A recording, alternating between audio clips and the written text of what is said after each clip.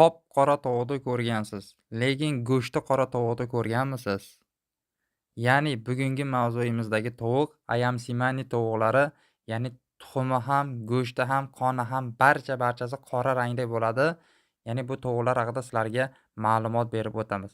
Ayam-simani, ya'ni Indoneziyaning Yava orolidan kelib chiqqan bu zotning nomi Indoneziya tilida ayam tovuq va simani qora so'zlardan olingan. Ya'ni qora tovuq degan ma'noni anglatadi.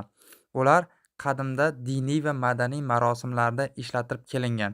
Indoneziya aholisi ularni boylik va odam ramzi sifatida tan olgan.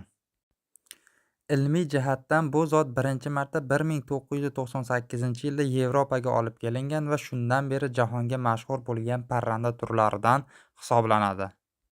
Bu parrandaning ko'rinishi, ya'ni Ayam-simani to'liq qora, patlari, teri, suyagi, hatto ichki organlari ham qora rangda bo'ladi.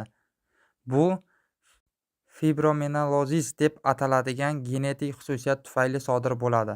O'lchamlari: ular o'rtacha kattalikda bo'lib, juda zo'r ko'rinishga ega. Tuklari juda yorqin va silliq ko'rinishda bo'ladi.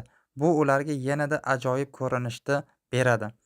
Iqtisodiy ahamiyati: Ayam-simani tovuqlari juda qimmat hisoblanadi. Ya'ni asl toza qonli parrandalar juda bir yuqori narxda baholanadi.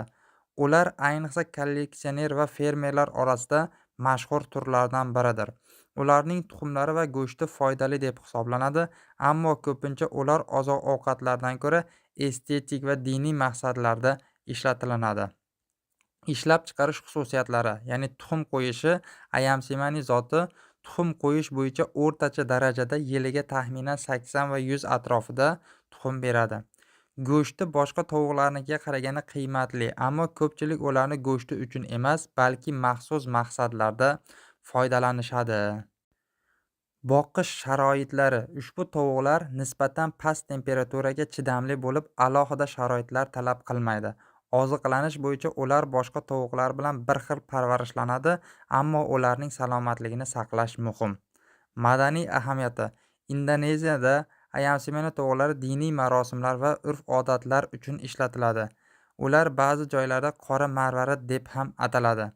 Qiymati: Ayam-simani jahon bozorida juda qimmat hisoblanadi. Bir dona tovuqning narxi $1000 atrofida ham yuradi. Bu aynan toza qonli Ayam-simani tovuqlari uchun taalluqli bo'lgan narx. Ayam-simani tovuq zoti haqida sizlarga taqdim etadigan ma'lumotlarim shulardan iborat edi. Video yoqqan bo'lsa bir dona laykni bosib, kanalda yangilar kanaliga obuna bo'lib qo'yasizlar degan umiddaman. Sizlar bilan keyingi videoda ko'rishguncha xayr, sog' va omon bo'ling.